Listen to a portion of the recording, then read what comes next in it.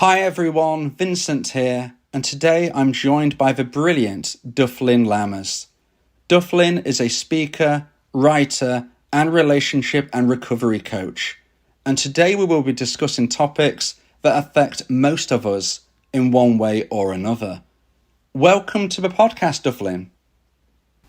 Thank you so much for having me, Vincent.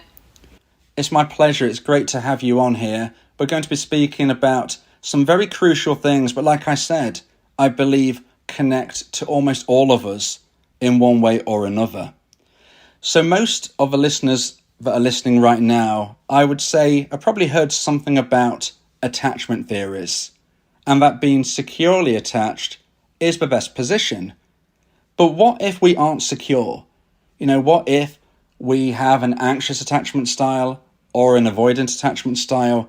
In essence, if we are insecurely attached, can we heal insecure attachment?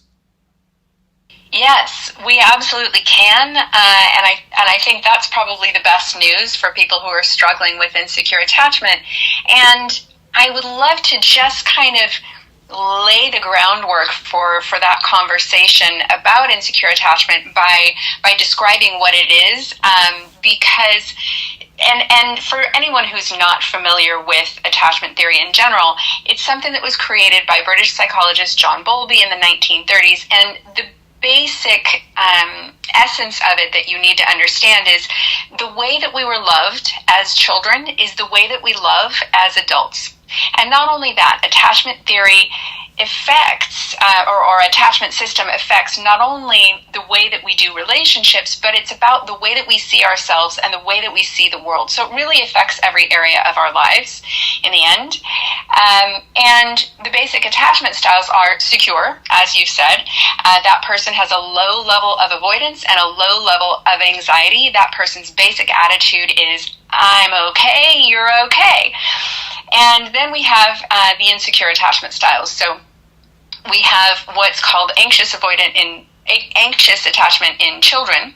So anxious attachment in children is then called preoccupied attachment in adults. That person has a high level of anxiety, a low level of avoidance, and their basic attitude is, I'm not okay, you're okay, but something's wrong with me.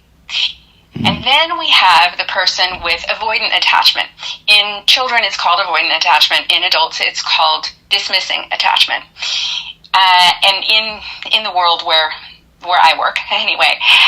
And so that person, the dismissive, has a high level of avoidance, a low level of anxiety, and their basic attitude is, I'm okay, you're the problem.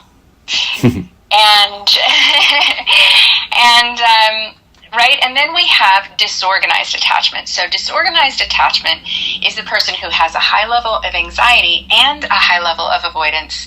Their basic attitude is, I'm not okay, you're not okay, things are not okay.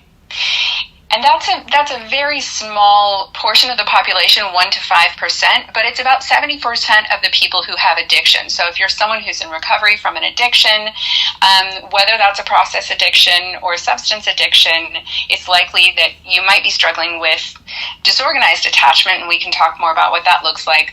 But there's one more attachment style that nobody talks about, and this is earned secure, sometimes called evolved secure attachment. And that's what you get when you've had insecure attachment, but you've done the work to be able to have secure attachment. And so that's why I say, yes, it's absolutely possible. In fact, that is the unknown attachment style, if you will. Well, that is really exciting to hear, I'm sure, for everybody listening, because I would suggest that most people are probably insecurely attached, or maybe they are concerned that they are, or perhaps they feel secure, but their partner or their ex, they believe, are insecurely attached. So, like I said, I think it connects to almost all of us, and the thoughts that we can actually, quote unquote, fix this is really, really not just exciting and appealing, but it could be life-changing, literally, for anybody who feels that they are concerned with this problem. So if we were in that position, Dufflyn, and if we felt that, look, we're feeling very anxious or very avoidant or all of the great descriptive ways you put it, How do they go about becoming more secure? That's a great question. And it's about 50% of the population of the world that has secure attachment, and the rest of us are one of those other things, right? So 50-50 chance that yourself and or the person that you're dating has insecure attachment. The easiest way to become more secure is to begin dating a secure person, because you will have to behave in a secure manner, or they're going to peace out, and that can also be a really emotionally fraught way to become more secure, because those secure people, they're not going to put up with a lot of the behaviors that come with insecure attachment, right? So on the preoccupied side, a lot of anxiety, a lot of what comes across as neediness, and I like to say we're not needy when our needs are being met, but if our needs were not met or were inconsistently met as children, then we're in that place already where it's sort of as if we're hungry, right? And so the preoccupied person has a constant need for reassurance. They get, it's very upsetting if someone texts us, or doesn't text us back, right? And we're waiting. That uncertainty, it's really difficult for them to sit with uncertainty. There's a lot of talking. There's a lot of talking for a preoccupied person. They need to sort things out verbally. And that can be exhausting for a person who is secure and who's like, why are we talking about this subject, for 3 hours now, when they've answered your question, they've reassured you, and right? And so for a secure person, okay, great, now the conversation is finished. But for a preoccupied person, they might need to process more. And so some of these things can get in the way, right? And they're going to have to learn some containment. On the other side, the dismissing person,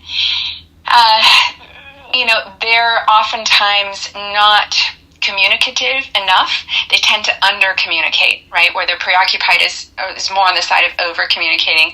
A dismissing person tends to under-communicate. So a text from them might be one word, and you're left wondering, what do they mean by this? Can you give me some context? Right? And they tend to be less expressive. They might really, really like you, but they tend not to take a lot of risks. They're coming from that position, right, that the problem is everybody else whenever something is going wrong. So, that can be difficult too when a conflict comes up with a dismissing person. The way that they handle that, it might be uncomfortable for a secure person if that dismissing person isn't immediately taking responsibility for their part in something. So you can see how that trips us up in relationships. And when it comes to the disorganized person, they're flip-flopping between those two positions. So all or nothing, black or white thinking. They may or may not also have some sort of an addiction which makes them unavailable as well. If a person is struggling with an addiction, say for example to alcohol, they're not available when they've been drinking. They're not emotionally present, and that's not going to fly for a secure person. So that's probably the easiest way. But as I say, a secure person is going to be reluctant to get into a relationship with an insecure person. So how do we deal with that? And this is a lot of the work that I do one-on-one with clients. I work with something called Ideal Parent Figure Protocol. Have you heard about that, Vincent? No, I haven't actually, Dufflyn. Please tell me more about that. Okay, so this was created by Daniel P. Brown and David Elliott. They have a book that you can read about that. It's over 1,000 pages, and it's a very academic book. But essentially, they published this book in 2017, and it outlines a complete process for attachment repair in adults. So that involves mentalizing, which is thinking about thinking. It involves collaboration, which is what we do anytime you're a coach or a therapist. You're collaborating with your client, right? And your client, if they're attending a group, is also collaborating with the group. But the ideal parent figure protocol is the third pillar and the most important, and if you ask me, totally genius pillar. And part of the reason that this treatment and this work is so important is because insecure attachment is something that happens in the first 12 months of your life. So it's pre-verbal. It's the wound before all other wounds, right? So if you've had some trauma in your life, or you've had some bad breakups, and you've been through some relational trauma in your life, that stuff can definitely affect the way that you are in a relationships, but your attachment strategy came long before that. And so the way that it works when we're talking about treating something is we treat the thing that came first. So actually this can help with whatever you're struggling with. If you're willing to do the work and get in there and do the ideal parent figure protocol, which is essentially a meditation intervention for attachment repair. So what we do is it's sort of like a guided meditation. I, as the facilitator, am guiding my clients through imagining a set of ideal parents perfectly suited to them. And we go through the 5 functions of secure attachment so that they get to experience what that feels like. And as they do that, they're developing a new internal working model. So when they go out into the world now, they have a new lens to look through, so to speak. Does that make sense? Yeah. That makes it a lot clearer, and I'm sure everybody listening will be able to kind of piece it together as well. Thank you so much in how you're explaining this, Dufflyn. Absolutely. It's actually, I am someone who has received Ideal Parent Figure Protocol, and so I'm very grateful for it. I love to spread the word about it. And, and I come from, I was once insecurely attached myself, and so I identify as someone who is now earned secure. And, for me, I had done so many things. I mean, I had done therapy, I had done EMDR, I had done hypnotherapy, I had read all the books, all the books. I had done ecstatic dance, I had done tantra and trained in many of these things. And I still, something was missing and I couldn't name it. And I was like, yes. And when I heard about attachment theory, I was like, oh my gosh, the light went on. And I was like, this is the thing that I've been missing and haven't been able to explain. So if that's happening for somebody else who's listening, fabulous. Now and there is a solution and you can do something about it. For me, when I did Ideal Parent Figure Protocol, I sort of felt like I had all the pieces of the puzzle. I understood what was wrong with me. And someone finally gave me glue so I could put all of the pieces of that puzzle together. That's brilliant. And it actually leads on to a question I have, which I think a lot of our listeners, again, may have encountered. We've spoke about how you can almost become an earned secure person. You can become somebody who, moving from someone who wasn't secure to somebody who is now secure. But can it actually work, unfortunately, the other way?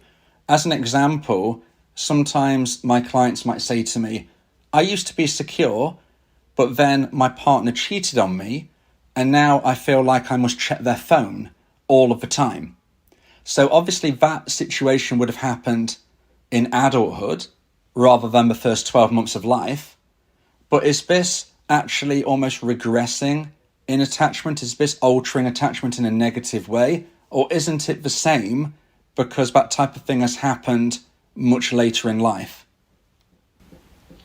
Well, that's a great question, Vincent, and I think there's a couple of different ways to answer this question. So first, I want to give you an example which is sort of illustrates what you're talking about in terms of when it happens in your life. So I studied with Daniel P. Brown a few years back, and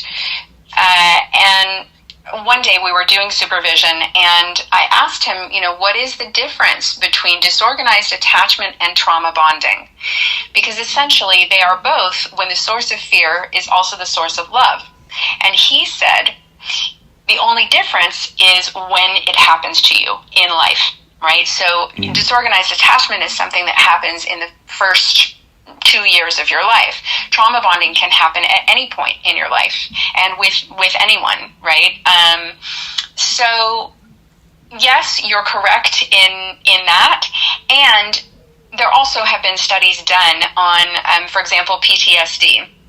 So someone who had secure attachment from their primary caregivers in their early childhood and then went to war, say, for example, is the person with secure attachment is much less likely to come home from that war with PTSD than a person who went to war but had insecure attachment to start with. So in the example that you were providing for, someone who has a partner who was unfaithful, and they experienced this infidelity, this relational trauma, if they had secure attachment to start with, they're more likely to be able to repair that and move forward in the relationship. If they didn't have secure attachment to start with, that's going to be a real struggle for them. That's going to be almost really, really, really difficult to overcome for them to move into being secure from there. And I think the thing is, as in the example with the trauma bonding and the disorganized attachment, we might call it something different. If someone goes through an infidelity, for example, and then begins feeling what you described as checking their phone constantly, that's what I would describe as an anxious or a preoccupied behavior. We just would call it something different, but the lexicon of behaviors might look very similar. I think that's really well put. And also we can look at that broader. Sometimes I think we get too involved with labels, whether it is regarding what we're speaking about here, as in, is it trauma bonding, or is it something such as disorganized attachment, or whether, I've had examples where people have asked me, okay, my ex has got into a new relationship after X amount of time. Does that mean it's a rebound? And although we can look at, red flags about what this might mean or that might mean, ultimately, I think all that really matters is the feeling and the experience.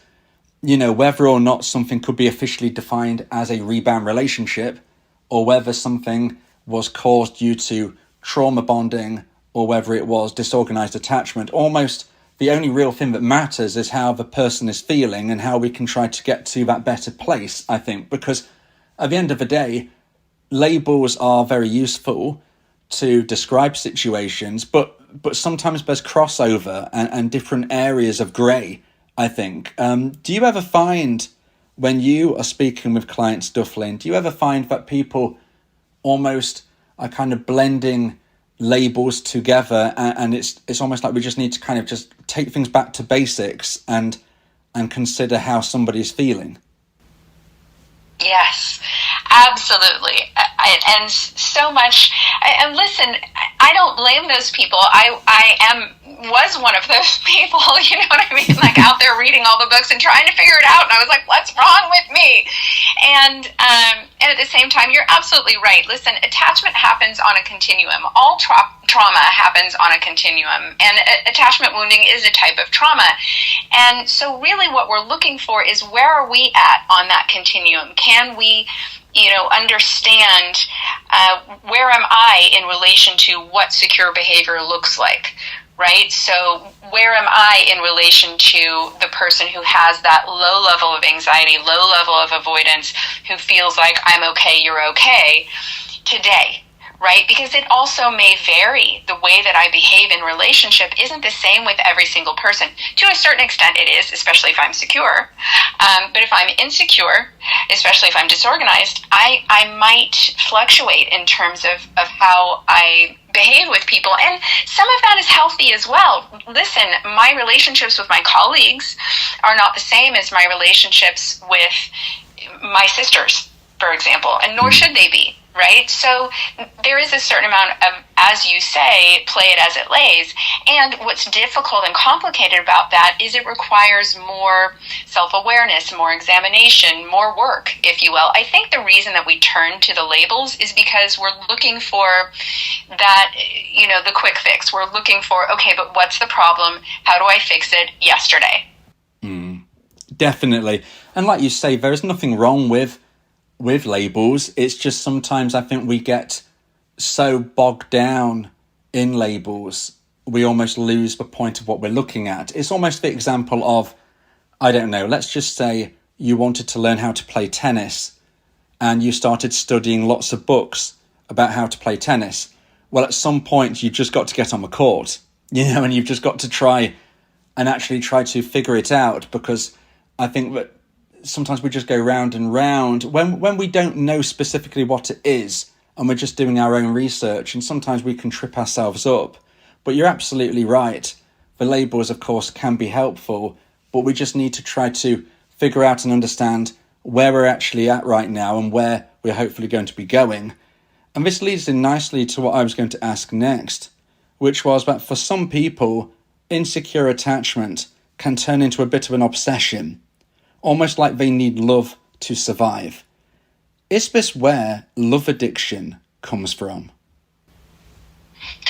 Well, we all need love to survive. That is an actual fact of human existence. And again, looking at where are we at on the continuum, right? We want to identify, is my behavior normal and what is normal? So love addiction is something it's not in the DSM, so it doesn't qualify. For example, if you're trying to get insurance to cover your love addiction, it's probably not going to, but it will cover your gambling addiction because that is in the DSM. So there's a fellow named Patrick Carnes who developed 4 hallmarks for addiction that apply to process addictions, because love addiction is a process addiction rather than a substance addiction. And that said, what we can look at is the substances that are inside your body rather than the substances that are outside your body. So hormones, right? Including the hormone bath that happens in the brain when we fall in love. So, dopamine, serotonin, norepinephrine, all of these hormones we can become addicted to the hormones that are inside our body rather than outside our body. But the way that we can look at this and determine where are we at on that continuum is by looking at those 4 hallmarks that Patrick Carnes developed, which are obsession, compulsion, tolerance, and negative consequences. So if we can look at those 4 things and say, okay, am I struggling with obsession, right? Am I constantly thinking about the person, can't think about anything else? It's interfering with my work. Am I compulsive about seeing this person? I tell myself I won't ever see him again. I promised myself, if he calls me, I'm going to say no, I'm not going out with him again. But then we do it anyway. That's compulsion. Tolerance is you need more attention, more risk, more sex from the same person in order to get the effect that we had in the beginning. That's tolerance. And negative consequences are the easiest to identify, right? Is this causing you emotional pain? Is it causing you stress? Is it causing you to miss work? Is it, causing you to lose friendships, and lots of different things that can happen when we get into a relationship that's not healthy for us that might be addictive. And it's really great to hear you explain it in this way, because I think sometimes, almost going back to the label, we hear love addiction and think, well, what does that mean? And, is this good? Is this bad? Is this necessary? And to hear you explain it in this way is very, very powerful and very, very helpful. So thank you so much, Dufflyn, for talking us through that. Do you think that love addiction is something that most of us would feel and experience as you've described? I don't know the stats or percentages or whatnot. I mean, is this something that we are all most likely going to experience? I don't think so. There are certain experiences when we fall in love that are common to most human beings, and that does include this hormone bath in the brain. So we do all get that sort of exhilarated feeling of I'm not sleeping that much, but it's totally fine. I'm not hungry because I'm living on love, right? And some of this is normal. What happens though is for someone who does not have an addiction, that's going to dissipate, and it's going to grow into a more mature kind of love. For someone who has addictions, even if this is the only one that they have, they don't want to ever leave that phase. They want more of that. I like to say that addiction is the disease of more, because it is about the reward system in your brain. And someone who struggles with addiction doesn't ever feel satiated. And so they're not going to allow that more mature love to grow. They're going to want to return to what they had before. And so a lot of times what happens for them is they're in a relationship for a while, and it starts to feel comfortable and happy and content and just like a regular old relationship, and they start to feel bored, and they think that something is wrong and that they're not in love anymore, and that they should be looking elsewhere, right? When in fact it's just the normal way that things go, and that can happen no matter what attachment style you have. You can have love addiction and love avoidance, no matter which attachment style you have. But I think it's probably most common with people with disorganized attachment. Yeah, and I suppose it all fits in together. If you're somebody who is disorganized attached, you can see how this would probably be more likely, but you would then fall into the bracket of love addiction. I've heard some people use, almost entwining, the phrases love addiction and limerence. What would you say about that? Are you someone who believes they are almost one and the same, or very much different in how you would describe love addiction compared to limerence? Well, limerence is about being obsessed with another person. So I think that maybe is an aspect of love addiction. I don't think it's the same thing. I think it's maybe one aspect, right? Like we talked about the four hallmarks. I think that might qualify as the obsession. But I don't think that necessarily qualifies as love addiction. Yeah, I tend to agree.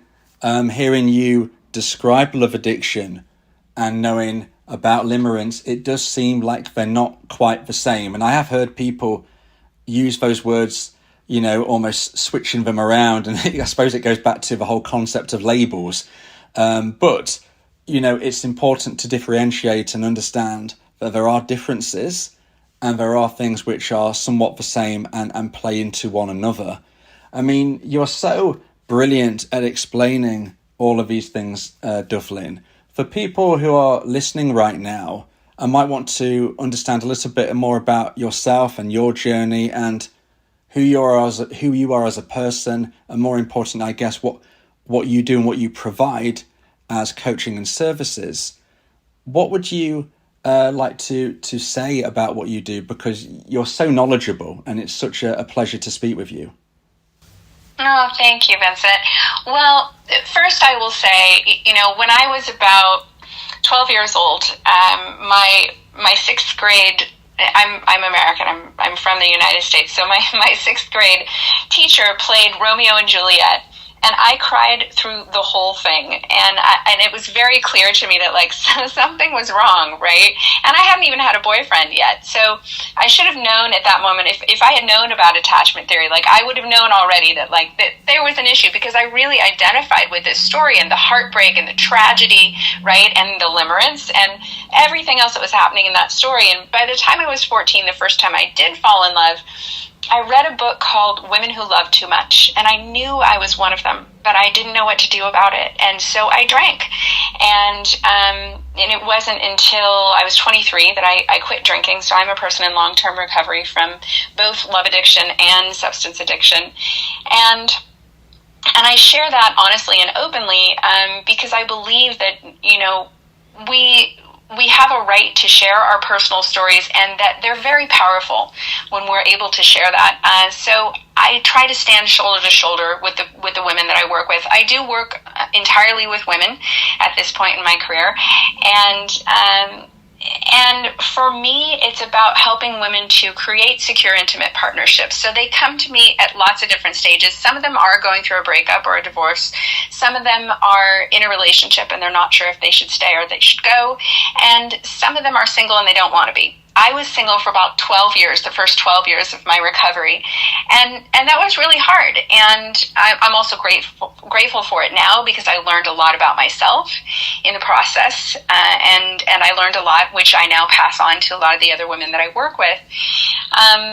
But, essentially, if someone is in a place where they're ready to commit to themselves, where they're looking to discover a deeper level of who they really are, because ultimately that's what we get to do, right? Is we get to go in there and discover, okay, but who am I, right? And who wants to get to their end of the life and not know the answer to that question? Like, not me. I'm here to answer that question and to help other women to answer that question as well. So I think there's something deeper here, and the relationship that we can have with ourselves, with the universe, with life, right? I think there's something deeper underneath all of that. So that's what I'm after. In the work that I do, I like to say I'm working from the outside in and the inside out, and that's so that I can address the love addiction issues, which often do come up, wherever you're at on the continuum, with stability and with what I call the personal empowerment plan, and discernment and containment and coaching and having goals and accountability and boundaries and those kinds of things. And then we work from the inside out using the ideal parent figure protocol so that you can have a permanent transformation, because I don't think we should stay in therapy for the rest of our lives. Like, I love all of the stuff, I still go to Tantra, I still go to therapy, I do things like that, but I don't want to feel like I have to for the rest of my life or I'm gonna explode. I do what I need to do to stay emotionally regulated, but having done the ideal parent figure protocol, I have had a complete and permanent transformation, which is what I want to offer the women that I work with. So anybody who wants to find me, you can find me at dufflyn.com. I like to say I'm like Rumpelstiltskin. If you can spell my name, you can find me. Oh, that's brilliant. And to just touch upon the story that you told of your life, I mean, firstly, you've done incredible to get through everything you have to being the person you are today. That is amazing. It's very inspiring. I'm a big believer that if you work in a restaurant, you need to have tasted the food. And I certainly feel that from the perspective of the coaching I do, which is predominantly breakup type coaching. And from what you have just spoken about, clearly you have definitely tasted the food of the restaurant that you are now working in, quote unquote, if you see where I'm going there. And it just shows, that you have so much substance behind you, Dufflyn. And that is why I think you're clearly an incredible coach. Oh, thank you so much. That's really nice to hear. This is, one of the things that I love too is when we do the personal empowerment plan, we're talking about purpose, values, and visions, as well as all of the love map and all of the other boundaries and things that we're creating, because I want my life to lead to something, right? Like, I'm not just doing the 30-day no contact because my coach told me to. I'm doing it because it's leading me towards my purpose and my vision. And my purpose is about inspiration, both to be inspired and to inspire. So you said the magic word to me, and I'm grateful to have heard it today. Oh, well, it's my pleasure, to have you on here, Dufflyn, on the podcast. It's been really, really good. Thank you so much for joining me. And I think everybody listening would almost echo what I'm about to say here, but thank you for the value you have brought. It's been brilliant to have you here. It's my pleasure, Vincent. Thank you for asking me.